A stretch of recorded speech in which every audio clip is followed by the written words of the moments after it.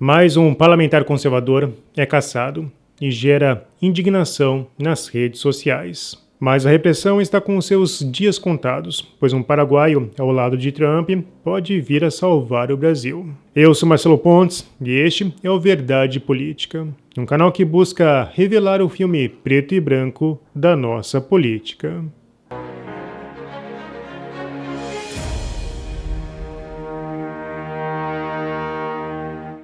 A lista de perseguidos políticos não para de crescer, diante de uma ditadura que está se consolidando. Após segregar um grupo político, qualquer medida para silenciá-lo passa a ser válida. E centenas de pessoas já perderam as suas vozes nas praças digitais. A direita conservadora não está desaparecendo por falta de apelo popular, como ocorre com o PT, mas pela ausência de uma justiça legítima. E o maior de todos os direitos, a imunidade parlamentar, tem sido desrespeitado pelos arroubos de uma corte ativista. Vários parlamentares foram cassados e todos eles eram conservadores. A urna eletrônica não é uma entidade sagrada, mas há aqueles que advogam que ela seja. Bolsonaro, por exemplo, foi cassado por questioná-las ao convocar embaixadores e ler o relatório de um ataque hacker ao TSE. Agora, Carla Zambelli foi cassada na mesma esteira, por abuso da liberdade de expressão e ato de evidente má-fé, por questionar as urnas. O escrutínio público é um princípio básico garantido na nossa Constituição. Com base na letra da lei, a urna eletrônica se torna inconstitucional, pois nem mesmo os ministros do tribunal sabem exatamente como ela funciona. E todas as grandes democracias entendem esse princípio básico. Em 2009, o Tribunal Constitucional Federal da Alemanha declarou inconstitucional o uso de urnas eletrônicas nas eleições de 2005, argumentando que elas violaram o princípio da transparência eleitoral.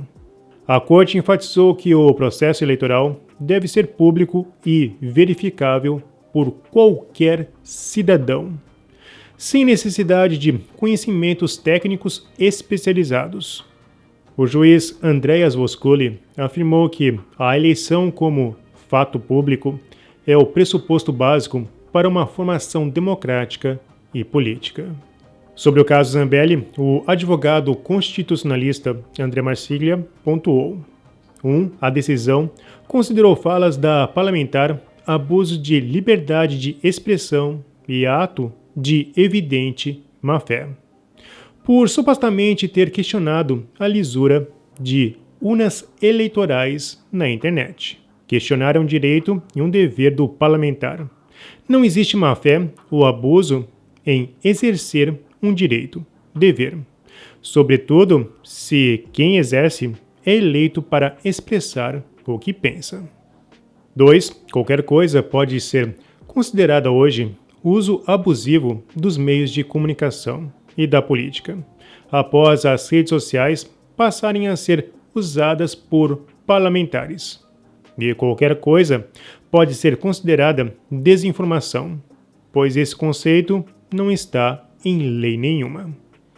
3. A justiça eleitoral não deve servir de régua moral do discurso político.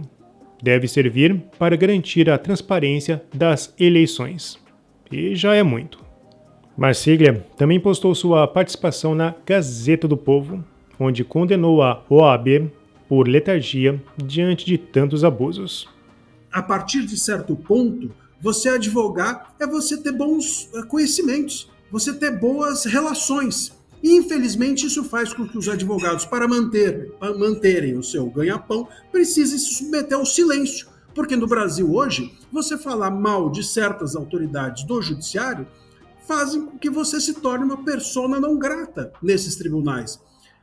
Falar dessas autoridades torna você indigesto, faz com que as portas sejam fechadas para você. Pô, isso acontece com jornalista. Jornalista fala de ministro do STF e às vezes recebe telefonema em redação, imagina advogado. Então há um tipo de relação hoje dentro do Brasil que perverte a lógica, que passa da lógica jurídica para uma relação política entre advogados e juízes ou ministros, e isso faz com que os advogados precisem ficar calados. E são esses advogados que estão nesse escalão que a OAB sente mais necessidade de representar, e não aqueles que estão na primeira instância ralando e que, esses sim, abrem a boca muitas vezes. Então, a gente tem um silêncio imperando e as autoridades ficam falando sozinha e cometendo as suas arbitrariedades sem qualquer tipo de crítica, não porque os advogados não notem, mas porque eles acham melhor ficar em silêncio e garantir a continuidade da sua carreira.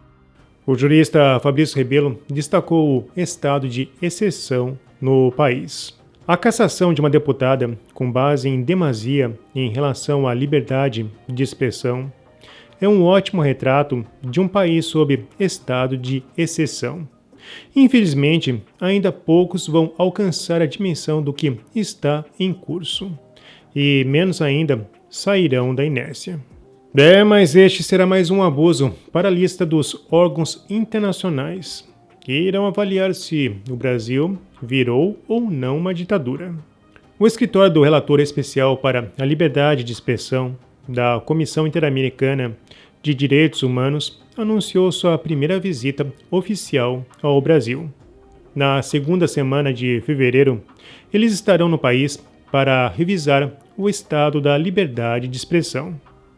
Todas as irregularidades serão transmitidas à Organização dos Estados Americanos, a OEA. E conforme mencionado, esta será a primeira vez que o próprio secretário de relatoria estará à frente de uma visita ao Brasil.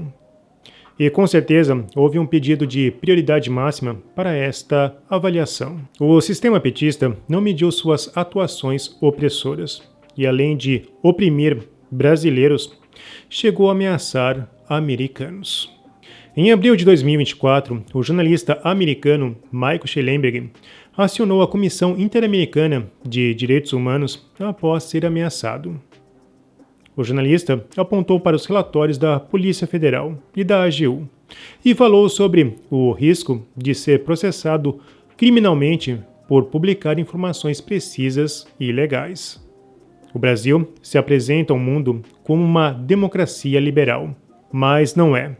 A Polícia Federal, o Supremo Tribunal Federal e o Advogado-Geral da União estão censurando o discurso jurídico, tentando banir jornalistas e políticos independentes das plataformas de mídia social, e podem apresentar acusações criminais contra mim por publicar informações precisas e legais na forma de arquivos do Twitter Brasil.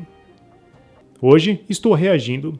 Apresentei um pedido formal de medida cautelar contra o governo brasileiro pela Comissão Interamericana de Direitos Humanos, órgão autônomo da Organização dos Estados Americanos, cuja missão é promover e proteger direitos humanos no hemisfério americano.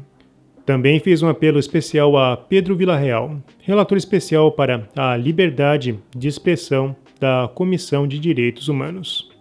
Agora Villarreal, o relator, virá ao Brasil para avaliar a situação. E com certeza ele terá o retorno de Shellenberger e outros jornalistas perseguidos. A Comissão Interamericana de Direitos Humanos é um dos órgãos mais importantes da OEA. Se ele concluir que há violações dos direitos humanos no Brasil, haverá consequências para o país.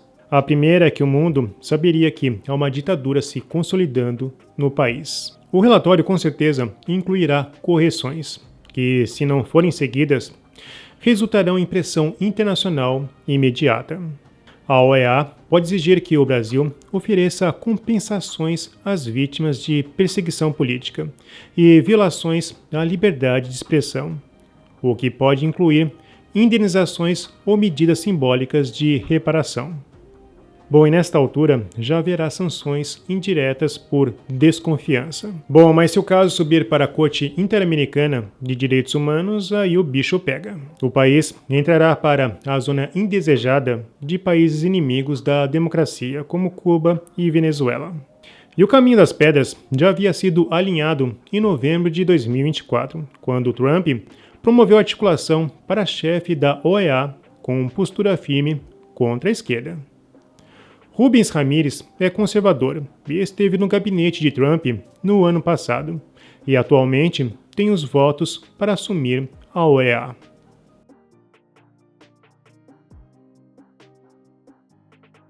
Durante muitos anos, o Paraguai foi considerado o patinho feio da América Latina. E agora que ele virou um cisne, pode salvar o Brasil através de Ramírez. Bom, se você apoia o trabalho do Verdade Política, não se esqueça, curta, comente e compartilhe. Clique no sininho para você receber as nossas notificações. E vamos continuar na luta em prol da verdade.